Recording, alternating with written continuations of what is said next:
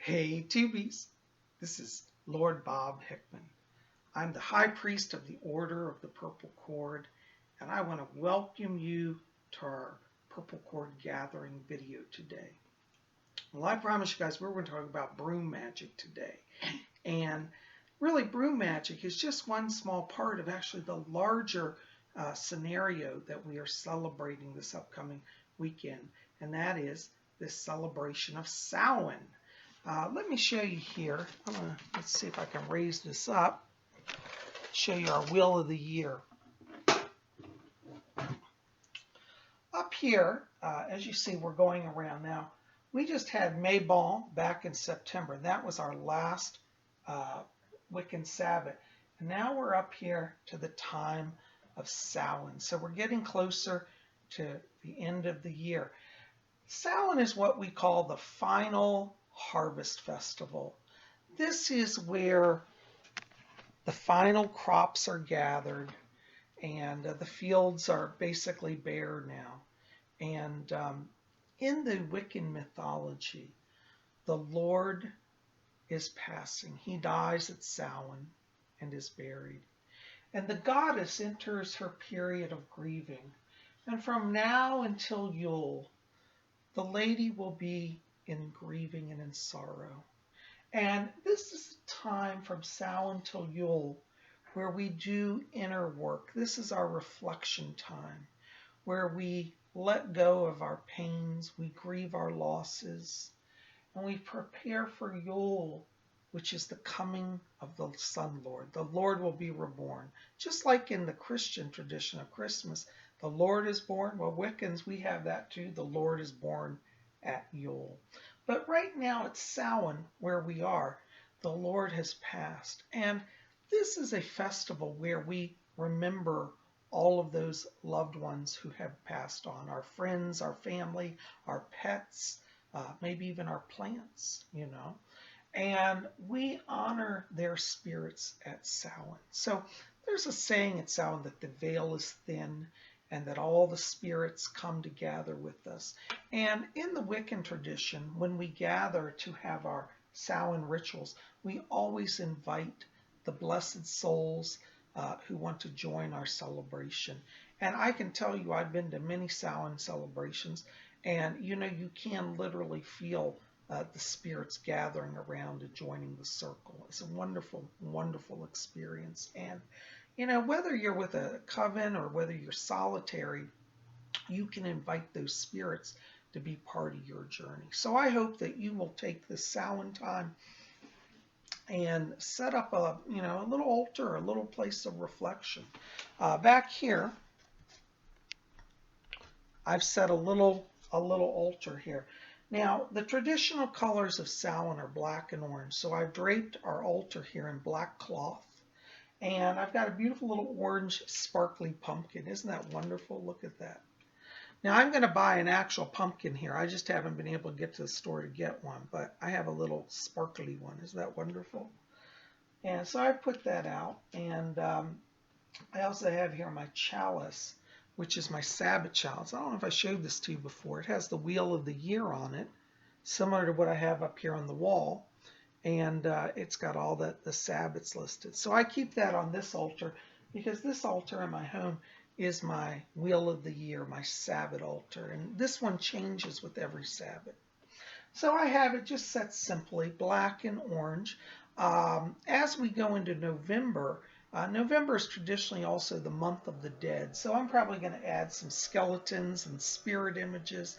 And I'm going to continue to evolve this as we go through the next month or so. So anyways, if you wanted to set your own little altar, it doesn't have to be complex, just some black cloth, something orange. See, there you go. I tried to get black or orange candles, and do you know I can't find them anywhere. So I just use these kind of nice kind of autumn colors, which are the cranberry. But I think they look nice. And I have them set, of course, in my pentacle holders, which you saw in my pentacle video. So this is just my little simple Samhain altar, and I just enjoy it. And as I said, I'm going to continue to evolve it. But anyways, one of the things I wanted to talk to you about today is the magic of the broom. And this is one of my brooms. And we're probably going to have to do this as a two-part video because I haven't gotten all the rest of the supplies to finish this video. But I thought today we'd just touch in on the broom. Now, the broom has traditionally been associated with witches. And to show you what I'm talking about, many of you have probably seen the classic image of the witch flying on the broom. This is a little moon I have that has the image of the witch on the broom in silhouette. Isn't that wonderful? I'm going to put that up on my wall in my room. And at night, this is glow in the dark, so it'll look like the witch traveling in front of the moon. But witches and brooms have been associated for eons. And this actually goes back to the ancient pagan traditions. The broom was used as a sign of fertility. In the old days, witches would go out and they would ride the broom. They would put it between their legs and hop around the fields as a sign of invoking fertility. And really, the broom is a combination of male and female energy. If we look at the top part of the broom, this one's a little narrow, but usually they're a little wider, they're triangular shaped. The downward triangle shape represents the female energy. It represents the female organs. And the upward vertical element of the handle represents the male. It's the phallic element. So we have the phallic element joined to the female yoni element, and this represents fertility. I bet you'll never look at a broom the same way again, will you? So this is a symbol of male and female being joined, and that's where the image of the broom first started as a sacred fertility symbol. And in many the old religious traditions, when people get married, they would lay a broom across the doorstep or in front of the couple, and they would do, it's called jump the broom. And to leap the broom was an old marriage sign, and it actually goes back to the fertility rite, that the couple may be prosperous and fertile and have blessing. So the broom has been a sign of blessing for ancient pagan cultures and even into our modern day, though many people don't know that it's a fertility symbol. And so when witches would ride their brooms, it was their way of blessing the fields. They didn't actually fly on the brooms. They would, but mimic flying. They would jump around with the brooms. And that would represent a blessing of fertility for the crops. Now, the broom is also used in circle to sweep away negativity. So if you're casting a circle, you can walk counterclockwise initially before you start your circle with the broom and just lightly swish it above the ground in a circle as you're moving through the circle. And as you move around, you will be sweeping away negativity. So broom is a wonderful, wonderful, powerful symbol. Let me show you some other witch and broom images that I have here. Isn't this great? I just got this little witch flying on her broomstick. Isn't she great? See, she's got her broom here. You can see it under her cloak. But this I have hanging actually in my living room area, and I just love it. I also have, now this is another wonderful broom image. This was one given to me by a viewer, a YouTube viewer. Joe is his name. And Joe is a craftsman, and he made this for me a few years ago. And it's actually, I hang this in my kitchen as a blessing. And you can see he did beautiful work. He's got a key on it. He's got a little like butterfly. Got a crystal ball. He said he put that on me because I'm because I'm psychic. Got a little gemstone, some other crystals, a sign of a deer, the horned lord. So this is a wonderful, powerful, blessed, magical symbol, and I keep this, as I said, in my kitchen, and that's a blessing for my kitchen. So the broom is a very blessed symbol. I also have in my kitchen the world famous, and this is an original, kitchen witch. Now, for those of you who are a little younger, you may not know about this, but back in the 1970s when I was growing up, people used to put these in their kitchen. They're called kitchen witches. And isn't she precious? Look at her big nose and her face. And I came to find out from an Instagram viewer that this is actually Baba Yaga, who is actually a Russian witch, but she's also known throughout the Scandinavian countries. But she blesses kitchens and brings prosperity to the home. And I just love her face. Isn't she adorable? She's like your ultimate grandma. So I have her hanging in my kitchen, and she brings blessing. Again, she's riding her broom, so that's a sign of prosperity and blessing. And I just love that. Now, if you've been wanting to bring the broom into your life, I would encourage you, look around. There are handmade brooms. This one's a little handmade one. It's not a very expensive one. I actually got this from a costume shop. And I would encourage you, if you want to look up Halloween costumes, witch brooms in costume shops, and you can find these. And they're really beautiful. They look very much like the colonial era brooms. In the United States during the colonial era, 1700s, 1700s, the people used brooms very much like this. So I love this.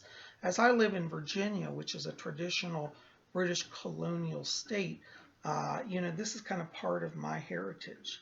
So the broom goes way, way back, particularly in the eastern seaboard culture of the United States. As I said, brooms also, represent the male energy. And you can use your broom, actually, not just for sweeping or cleansing energy. It can also be used as a wand. The broom and the wand share a lot in similarity. Now, this is one of my new wands, by the way. I want to show this to you. I got this down at the waterfront. And it's it's literally driftwood. I literally picked it out of the water, and it's perfect, smooth as silk. But sometimes, instead of using the wand, I feel inspired to cast a spell with my broom. And you can certainly use your broom as a wand as well. So if you have a longer one, this is a short one, but if you have a long one, it can also be a staff that you use to cast your circle with, or that you give blessings to. So you see, the broom isn't just for sweeping the floor. Now, the other part of the video that I'm not going to be able to do today because I don't have the rest of the equipment is I was going to show you a very powerful magical symbol that you can make with brooms. If you have the good fortune, like I did, to get a clearance sale, I bought a lot of brooms. Look at these. I bought a whole bunch of them. And what you can do, and this will again be another video, is take your brooms and you can lay them on the floor and tie them together in the shape of a pentacle. And so you can make a broom pentacle. I can't do it all here, but you can kind of get the idea. See how we have the brooms cross? So I'm going to do a future video where I hook all of these brooms together and I make a giant broom pentacle. And once that broom pentacle is done, then we can hang it on the wall over our altar or use it as a ritual device that's brought out. But I've always wanted a pentacle made of brooms. I actually got the idea. It's probably older than the movie, but I don't know if any of you saw the movie Practical Magic with Sandra Bullock several years ago. Wonderful movie. But in that movie, at the end, I don't want to give it all away, but they call in all the local witches to help with an exorcism. And they all show up with their brooms. And they form a circle with their brooms. And they all hold their brooms. And as their brooms touch together, they generate a magic circle. So that's another way you can use your brooms. If you have a coven that you meet with in person, you can each get your brooms and touch your brooms in a circle and help strengthen the magic circle. So there's another way. Now, or as I said, we can make a broom pentacle. So many ways that you can use the broom. But I would encourage all of you, really, if you haven't got a broom, look around. Try to find one that speaks to you. Now, there are actually specific Wiccan shops that actually custom make brooms. And that's certainly an option for you as well. So if you find you want to do that, that may be a way you want to go as well. Anyways, guys, I just want to come here and tell you, a little bit about the broom, talk a little bit about Samhain as we move through the wheel of the year, and just let you know how blessed I am that you are here. And for those of you who are interested in joining the Order of the Purple Cord, just send me an email at my website, and I will get that, and we'll get you on the rosters. You can print out your certificate there. Send me an email telling me your intent to join, and we only ask that you agree to abide by the Wiccan Rede, that's our only rule, and that you make a purple cord for yourself to wear. Everybody in the order wears a cord. It can be any type of cord you want. It could be a belt even, or a necklace. I'm wearing mine as a necklace. However you want it, but make a beautiful cord. This one is braided and woven out of parachute cord. And paracord's a wonderful thing to make your cord up. It's nice and heavy and thick. It makes a very impressive cord. So we'll have future videos all about cord making. But for now, I hope you'll consider joining the Order of the Purple Cord. We're going to have regular videos, and as I said, we're working on setting up a meetup. So definitely keep up with this, and we'll have more, okay? Anyways, I hope you'll get your brooms. Tell me in the box below, have you ever worked with the broom? Is it one of your ritual tools? Maybe it hasn't been, and maybe it is now, or maybe you want it to be. So tell me about your thoughts and ideas about the magic of brooms in the box below.